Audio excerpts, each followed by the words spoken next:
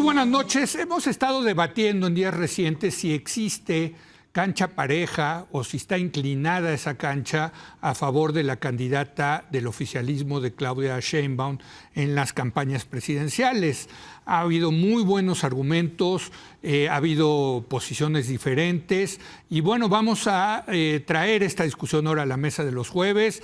Saludo a Luis de la Calle, Blanca Heredia y Vanessa Romero. ¿Cómo están? Buenas noches. ¿Qué tal? Muy buenas noches. Y déjame empezar contigo, Blanca, porque Blanca ve aquí en este debate una gran conspiración de la derecha mexicana para justificar que su candidata no está funcionando. En fin, ¿por qué no nos platicas tu artículo publicado ayer en Milenio, Blanca?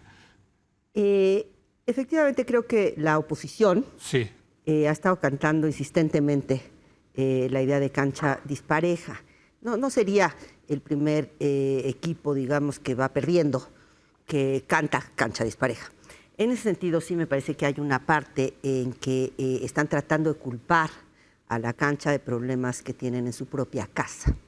Pero déjame, antes de entrar directamente al tema de cancha dispareja, o qué tan dispareja, y hablar del terreno de juego en un sentido más general, antes de que ningún actor con el poder para hacerlo pudiese influir sobre qué tan inclinada en un sentido o en otro.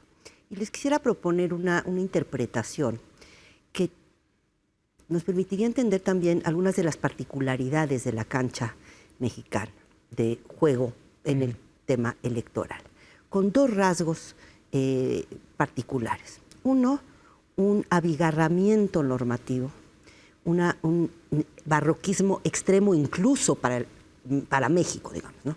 O sea, realmente enormemente complejo y enormemente restrictivo. Sí. Reglas que cada vez le ponen más y más camisas de fuerza a los jugadores, lo cual, entre otras, bueno, hace cada vez más difícil administrar el juego, pero una de las consecuencias no deseadas, pero es que ha generado una especie de incentivo a que todo el mundo viole las reglas, porque se han vuelto tan restrictivas que entonces ya para poder operar necesitas romper las reglas. Ese sería un primer elemento. Fíjate que ahorita me acordé hay un gran documental de PBS, de la televisión pública estadounidense, sobre la prohibición del alcohol en Estados Unidos, donde decía, uno de los problemas es que a la gente le gustaba chupar, le gustaba beber alcohol y todos tenían que violar la ley. Exacto. Para poder beber alcohol, y eso tenía un efecto muy pernicioso para la sociedad, ¿no? Muy pernicioso,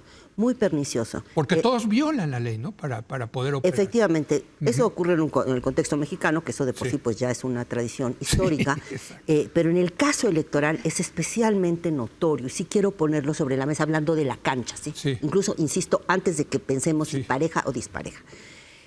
Un segundo elemento que me parece interesante y muy singular, dadas las características de la transición mexicana a la competencia electoral plena, viniendo de un régimen de partido hegemónico con elecciones puntuales, que planteó ciertas dificultades y retos muy especiales. Es lo que yo denominaría un sistema electoral un tanto esquizofrénico, que por un lado busca contener la posibilidad, evitar la posibilidad que se reconstituya un partido dominante o un partido hegemónico. Por ejemplo, el que haya ese límite a la sobrerepresentación en la Cámara, en el Congreso, ¿sí? Y hay algunos otros, pero ese es el más notorio. Por otro lado, hace difícil construir mayorías. Sí. Un poco es como la contracara. Y acaba todo eso generando un terreno que de por sí es abigarrado y complejo.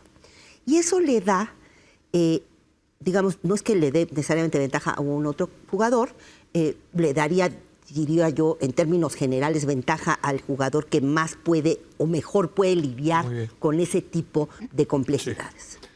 Luis. ¿De qué parte quieres comentar? Porque estamos muy bien. Pues regresemos a la pregunta. ¿Está la cancha pareja? Yo creo que no es una buena discusión la cancha pareja. No es una buena discusión. O sea, porque si tú estás en la oposición, ya lo platicamos aquí hace unas semanas, si tú estás en la oposición y vas atrás e insistes en la cancha dispareja, estás mandando la señal que ya perdiste la elección. Ahora, en México tenemos una tradición de que los partidos políticos siempre dicen que es dispareja la cancha. Exacto. Andrés Manuel López Obrador en 2018, pocos días antes de la elección, decía, me van a robar la elección. Vicente Fox, pocos días antes de ganar, me van a robar la elección. ¿No? Entonces, yo creo que hay que distinguir, y totalmente de acuerdo con lo que dice Blanca, entre las cosas que son absolutamente ilegales, ¿no? Como por ejemplo tener una campaña espectaculares durante muchos meses cuando estaba claramente prohibido y cómo se financiaron, ¿no? Sí. Entonces, en ese sentido, es dispareja la cancha, ¿no? También me parece totalmente ilegal que el presidente de la República utilice la mañanera utilizando datos del SAT o de la UIF para hundir a Xóchitl Gálvez.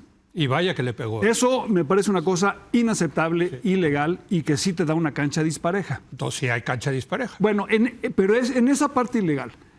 Todas las otras cosas, de que si el presidente de la República utiliza la mañanera para hablar bien y mal de Claudia, mal de los otros, y se mete a los temas y eso a mí me parece que no es cancha dispareja.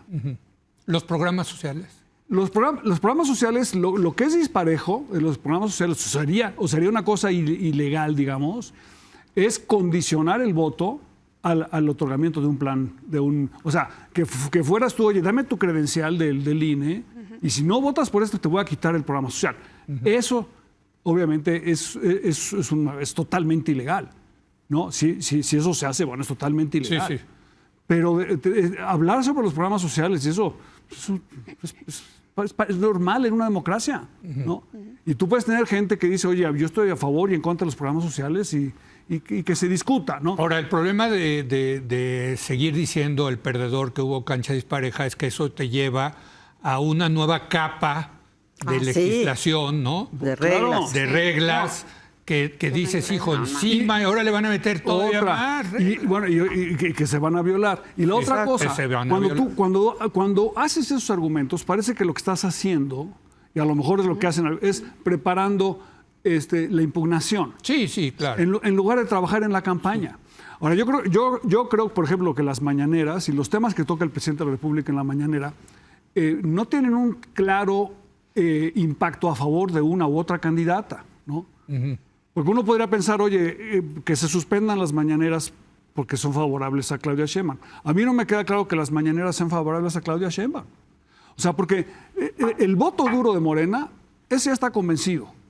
No la vas a convencer más con más mañaneras o menos mañaneras. En cambio, el voto que a lo mejor vota y a lo mejor no vota, al escuchar las mañaneras, a lo mejor dice, ¿sabes qué? Voy a salir a votar. O sea, yo creo que hay un efecto, o sea, las mañaneras son el gran promotor del voto pro Morena, pero también es el gran promotor del voto anti Morena. Y lo vimos eso en 2021. En todos aquellos lugares donde hay mercados mediáticos importantes, como la Ciudad de México, Guadalajara, Monterrey, a Morena no le fue bien. Sí, o porque el presidente andaba hablando más. Bueno, porque muchas veces el presidente habla ahora, por ejemplo, de voy a cancelar las pensiones. Electoralmente eso puede tener un efecto positivo o negativo. O el presidente, todo el escándalo de Saldívar y eso, pues eso a lo mejor tiene un impacto negativo positivo. Entonces, mejor dejemos que las cosas se debatan. Nada más decir que este presidente, cuando estaba en la oposición, 100%. No le gustaba. Él fue el promotor. Cállate, chachalaca, le decía a Fox. Él fue el promotor de las reformas de 2007, Así es. a las cuales nos opusimos en ese momento todos los que habían participado. Y él se quejó en el 2000, la elección del 2006 y la del 2012 que perdió, ¿de qué? De cancha dispareja. Si hoy utilizáramos los criterios de 2006 para la anulación de la elección, ¿se tendría que anular? Se tendría que anular sin duda. Así es. No estoy promoviendo eso. No. A ver, hablando de estas inconsistencias, de estas posibles incongruencias por parte del presidente, yo quisiera que recordáramos lo que algunos de estos ideólogos de la oposición, de Xóchitl Gálvez, que hoy creo que, y coincido con Luis, que están buscando avanzar esa narrativa de la cancha dispareja o de la elección de Estado para o descarrilar la elección o, en el mejor de los casos, deslegitimarla, o para poder salir el 3 de junio y salir impolutos y decir, pues se los dije, o no perdimos por nuestra culpa, sino por un factor externo. Si ese factor externo es Andrés Manuel López Obrador, pues qué mejor. Pero justamente recordando lo que decían estos ideólogos en otras elecciones, como en la del 98, perdón, en la del 88 o en 2006, pues también encontramos bastantes incongruencias. En aquella elección del 88, en donde resultaba favorecido Carlos Salinas, y aquí cito para no errar en lo que se decía, algunos de estos opinadores decían: a partir de ahora los fantasmas del fraude se han terminado y la casa ha quedado exorcizada para siempre. Esa elección, la del 88, la tildaron de la más verdadera en la historia. En 2006 sucedió lo mismo y lo mismo opinaron estos intelectuales. Independientemente de el desafuero, la guerra sucia en contra del presidente, el uso mediático de spots por parte de Vicente Fox, que eran legales, pero es cierto que eso era parte de cancha dispareja y por eso vino después una reforma electoral. Claro que hubo, hubo dados cargados y era perfectamente legal. Lo que quiero hacer notar era lo que estos intelectuales decían entonces. Entonces dijeron, tal cual, en democracia se gana o se pierde por un voto. Esa era lo que ellos denominaban la regla de oro. Lo dijo Luis Carlos Ugalde, anticipando la ventaja de Felipe Calderón. Otra cosa que señalaron... ¿Cómo puedes decir que en 2006 sí hubo cancha dispareja y ahorita dices que no hay cancha dispareja? Hay cancha dispareja y eso era legal. Ahorita. Entonces, hubo dados cargados, incluso hubo sanciones por parte del INE, por parte de la Suprema Corte en contra de Fox, en contra del Consejo Coordinador Empresarial, por los millones que se invirtieron y que lo que se hace hoy son pañales en contraste con lo que lo hicieron en 2006. ¿Era legal en ese momento? Correcto. Lo que quiero contrastar en este momento es lo que decían los ideólogos antes y lo que dicen ahora. Entonces, en agosto de 2006, 131 abajo firmantes publicaron en Reforma, estabas tú entre ellos, Enrique Krause, Héctor Aguilar Camín, y señalaron: no hubo fraude, así se llamaba el desplegado, y dice, y ellos evitaban alimentar una espiral de crispación y alarma y a no envenenar el ambiente político de acusación. Con unos con unos dados cargados, legales, pero muy cargados, con un 0.56% de diferencia entre un candidato y otro, ellos llamaban a los electores fanáticos a conservar la calma. Hoy con un 20% de diferencia están queriendo... Está bien, pero hoy con un 20% de diferencia, de puntos de diferencia, quieren incendiar el país. Me parece una locura de discurso. Bueno, yo nada más voy a defenderme porque ya ni me acordaba de haber firmado ese desplegado, pero sigo pensando yo, conductor y analista, que en 2006 no hubo fraude porque no presentaron una sola prueba de fraude electoral en 2006. Está bien, pero trayéndolo al 2024, creo que sería legítimo pensar que si con 20 puntos de diferencia podemos hacer un llamado a no crispar los nervios electorales de los votantes, ¿no? Si entonces con punto 56 me pareció... Las violaciones a la ley, creo, porque un poco el argumento que hace Blanca también en su artículo es decir, oye, si el margen es pequeño, entonces las violaciones importan. Si el margen es grande, las violaciones no importan, porque de cualquier manera el margen es muy grande. Yo creo que ese también es un argumento falaz. O sea, yo también. ¿están violando o no están violando la ley? Pero yo Mi preferencia personal es que la reforma que hicieron en 2007 no deberían existir y que debería haber absoluta libertad de expresión. Eso es un punto que yo siempre he defendido. Totalmente de acuerdo. Y creo que así debe ser. Las cosas son completamente ilegales, además de esta ilegalidad en términos de libertad de expresión, creo que esas hay que proscribirlas y perseguirla, ¿no? Sí, el dinero del Estado, el dinero del crimen organizado, eso sí. Pero digamos, hoy en día, si comparáramos 2006 contra 2024, el intervencionismo del presidente de la República hoy en día no tiene nada que ver con el intervencionismo de Vicente Fox en 2006. Y además yo quisiera decir también que tú crees que la elección va a quedar con 20 puntos, pero ¿qué tal si queda en 2 puntos? Entonces, ¿sí cambias de opinión? No, por supuesto que no. Solo estoy haciendo notar las contradicciones y cómo entonces les pareció correcto llamar a la calma y hoy, antes de la elección, están llamando a la alarma. Perdón, lo que se discutió en esta mesa el lunes es casi dar por hecho que hay una cancha dispareja y se abrió la posibilidad a que el Tribunal Electoral anule la elección. Claro que está dispareja la cancha, o sea, en la y lo que discutíamos el lunes es no solamente en la parte que a nosotros nos parece que es legal, sino en la parte que es ilegal. Sí hay cosas que son ilegales. A ver, yo creo que hay que diferenciar lo legal y lo deslegal de lo disparejo. Sí. Porque, ha habido leyes en México y en el mundo que siendo, digamos, las conductas se apeguen a esas leyes, no significa que la cancha es pareja. O sea, cuando a las mujeres no se les permitía votar, ¿en qué sentido era pareja en términos de género? ¿Sí? O cuando a los afroamericanos, a los negros en Estados Unidos no se les permitía votar lo mismo, o ser propietarios, qué sé yo. Hoy, en México, y a eso me refería con lo del legado tanto esquizofrénico de nuestra transición a las elecciones competitivas, la supermayoría que se requiere en la Suprema Corte para cambiar la Constitución es un claro legado del viejo régimen autoritario. ¿Sí? Entonces tienes un conjunto de elementos en la cancha legal que no necesariamente te están asegurando un terreno parejo de juego. Eso es lo primero que quise poner sobre la mesa. A pesar de todo lo que... Entonces, en ese sentido, claro, yo no estaría de acuerdo con que solo como que equiparamos ilegalidad con disparejo.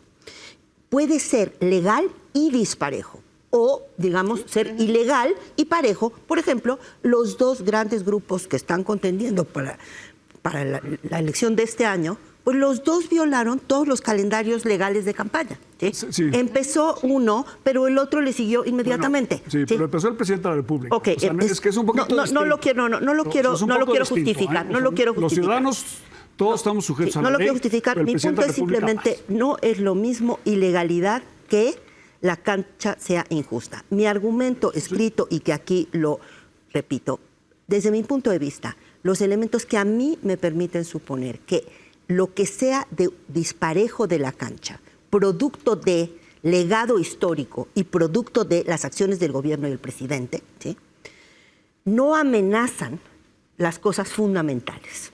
Uno, la capacidad operativa de las instituciones a cargo de organizar la elección, contar los votos y adjudicar los conflictos. ¿Están estresadas esas instituciones? Sin duda. En mucho por los ataques de los que han sido objeto por parte del presidente, sin duda. Mi impresión de lo que yo veo, ¿sí?, es que no están tan estresadas como para que a mí me preocupe. A ver, pero pregunta. Sí. ¿Está la cancha dispareja por actos ilegales? Yo creo que sí. ¿Cuáles? Simplemente el adelantamiento de las campañas. Pero esa inmediatamente siguió la oposición, se adelantó también. Espérame, pero la cantidad de dinero que entró a las campañas de Claudia Sheinbaum no tiene pero ningún tipo de comparación con el que no tuvo Xóchitl, hasta hoy en día, por cierto. Pero, hombre, tapizaron el país de propaganda. ¿De dónde salió ese dinero? A ver, efectivamente eso fue ilegal, eso fue ilegal. El uso del gobierno, que es una de las áreas que está, digamos, menos realmente regulada, ¿sí? Efectivamente concedo el punto de que por ahí puede... No, pero es ilegal. ¿Sí? Es ilegal, es sí. Ilegal. Pero también nosotros le entraron a la ilegalidad y... Sí. ¿Y qué tanto ese gasto extra del gobierno es atribuible a un espíritu antilegal, digamos, del gobierno, que se pasa la ley por abajo del Arco del Triunfo, o también tiene que ver con la ventaja que todo gobierno tiene cuando es gobierno?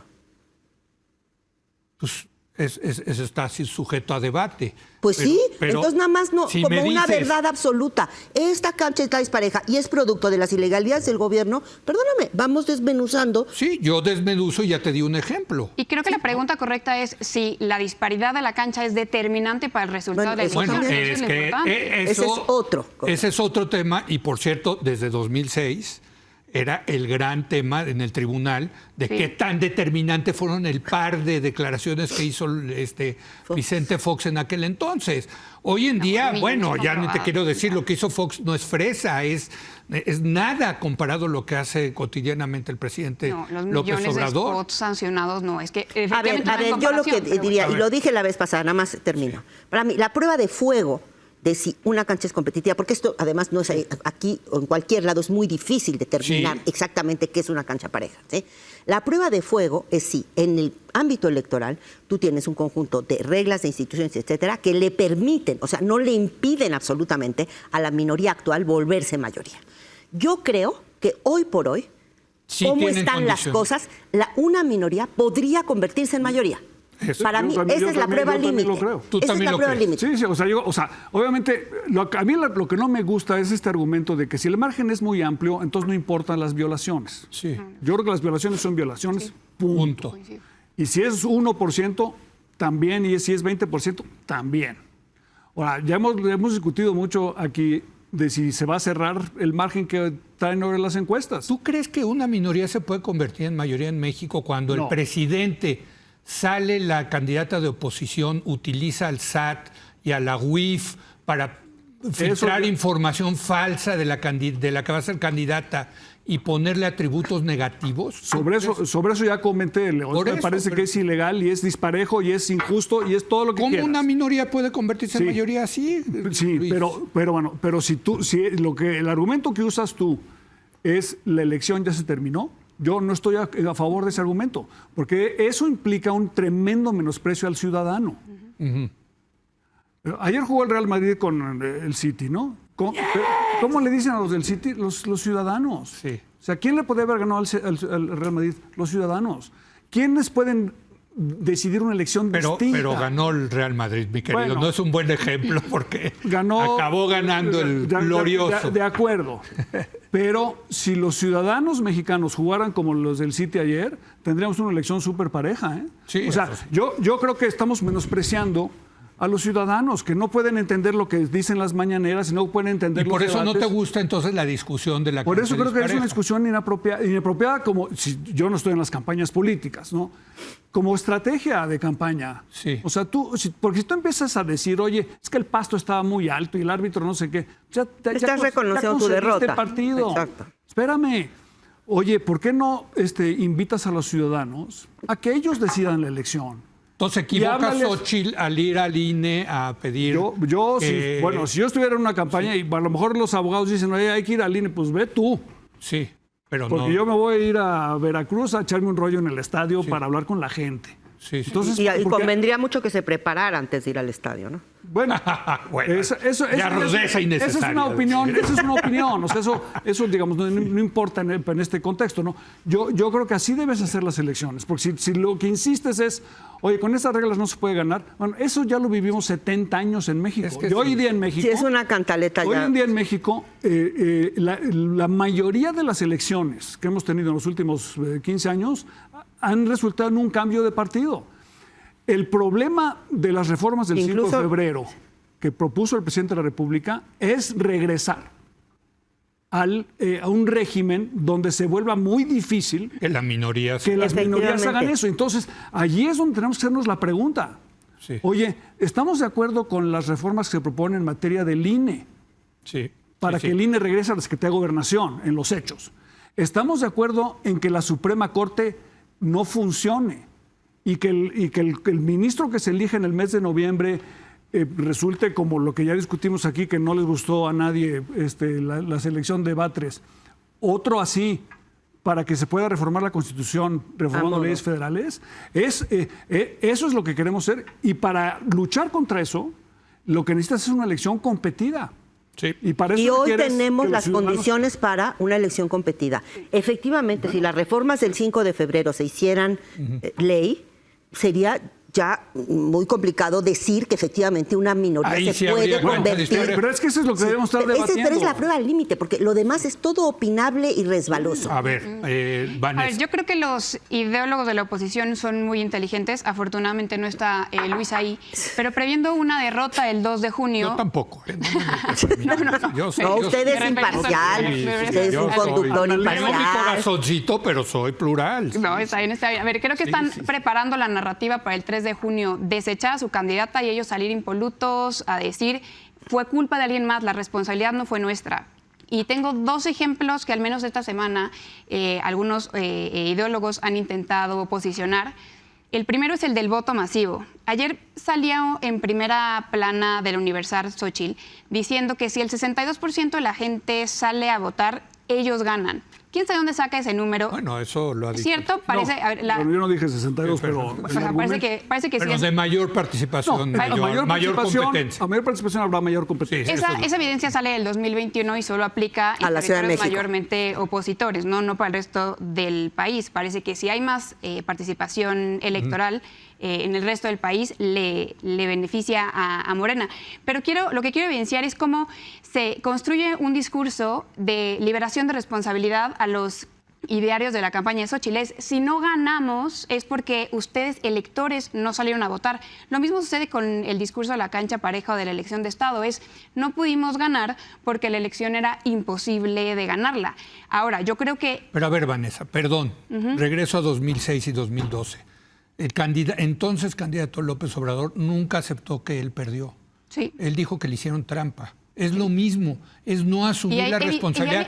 Sobre todo en 2006, la cantidad de errores que cometió para perder. Es cierto que cometió errores y es cierto que eso le restó puntos. Pues sí. También es cierto que hay un montón de evidencia en relación con el fraude. Puedes creerlo, puedes no creerlo. Lo cierto es que en esta elección no se ha aportado una sola evidencia suficiente que determine que la cancha dispareja vaya a determinar de una forma diferente la elección. Ni el tema de los programas sociales, ni el uso de recursos ilegales se ha aprobado, ni el tema pero tu de argumento es, mediática. se están curando en salud. Se están curando en salud y yo coincido con Luis que es un argumento ¿Cómo se curó en salud López Obrador en 2006 y 2012? De acuerdo. A ver, hizo una exposición aquí en el 12. No son comparables. Aquí no hay evidencia de que haya suficiente cancha dispareja que determine un resultado adverso para ellos en la elección. Bueno, nunca había habido 30 y tantas amonestaciones al presidente de la República en ninguna elección. No. O sea, yo creo que aquí hay mucho más evidencia que en el pasado. Perdón, en el 2012 López Obrador hizo una expofraude aquí en el Zócalo, donde presentaban chivos y borregos. Ahí está la prueba. La única evidencia que se tiene ahora y que yo estoy de acuerdo es el uso de la conferencia matutina del presidente. Yo creo que debería no ser utilizada en esos términos y está bien que sea sancionado. Pero eso no es suficiente para que haya una anulación de la elección por parte del tribunal, que eso es lo que se está avanzando, esa narrativa. O sea, ¿tú crees que va y sobre todo en el extranjero. No, o sea, ¿tú crees que van por la anulación?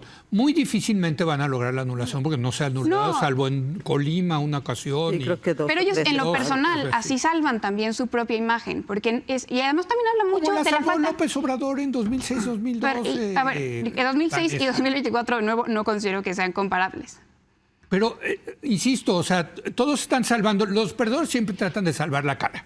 Y nos habla muy mal de la capacidad de autocrítica de Y el los que partidos. más ha salvado la cara en esta históricamente ha sido López Obrador. Nunca se responsabilizó por los errores y el fracaso del 2006 y del 2012. Siempre la culpa la tuvo otro. Yo creo que sería interesante preguntarle al presidente y a Claudia Sheinbaum si estarían dispuestos a aceptar que pierden la elección en el 2024. Bueno, ¿no? Bueno. Hoy, sí. con las constituciones como están, ¿estarían dispuestos a aceptar que el perder la presidencia de la República o la Ciudad de México? A ver, ¿qué va a decir? ¿Están dispuestos a aceptarlo? ¿Qué van a decir? Es una pregunta importante. Yo creo que alguna parte del movimiento ya lo descontó. ¿Qué? No, pero bueno, es una pregunta importante. Pero ¿y qué tal si gana Xóchitl? A ver, ¿qué tal? Es Vamos una a suponer, pregunta ¿qué van a venir ustedes a decir el jueves después de la elección? No, pues Que tendremos... hubo fraude, No. porque todas las encuestas demostraban que ellos iban a ganar por 20 puntos. Tendremos que criticar Y de fuerte. A ver, a mí me Las parece encuestas muy sí. bien ese llamado a que el presidente de la República y Claudia Sheinbaum, la candidata de Morena y la alianza,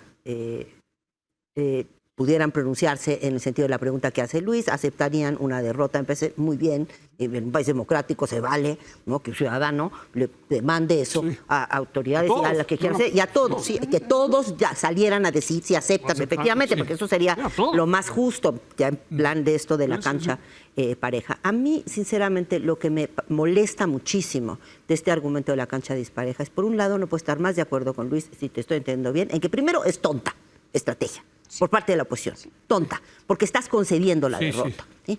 Y en segundo lugar, una cosa que a mí realmente me produce mucho problema, y es un problema para mí sobre todo porque vivo en México y soy mexicana, es esta pertinaz incapacidad para asumir responsabilidad sobre nada. Eso es lo que no soporto. 100% no de acuerdo. soporto. Yo me uno. Siempre es la hago culpa de un algo pacto más. de sangre contigo. Mira, ya. Y el gran representante de no hacerse responsable de las cosas se llama Andrés Manuel López Obrador. La competencia para eso en México está... Todos, pero... la competencia en Ven los México programas de fútbol aquí. Todos. Ven los programas aquí de fútbol todo el en México. mundo siempre es culpa de alguien más. Siempre es culpa de Nadie alguien dice más. fue mi Nadie, responsabilidad, yo me nada. equivoqué. Claro. Y la joya de la corona de no tener nacional. autocrítica es este argumento final por parte de los partidos. Bueno, muchas gracias. qué bueno que terminamos. Ahora no nos has dicho que somos la mesa que más te gusta. La mesa que más baila, venga. ¿Le gusta? Gracias, mis queridos colaboradores de los jueves. Chao, Viene chao. Valeria Moy para hablar de la reforma que hicieron a las pensiones, a las Afores. Regresamos.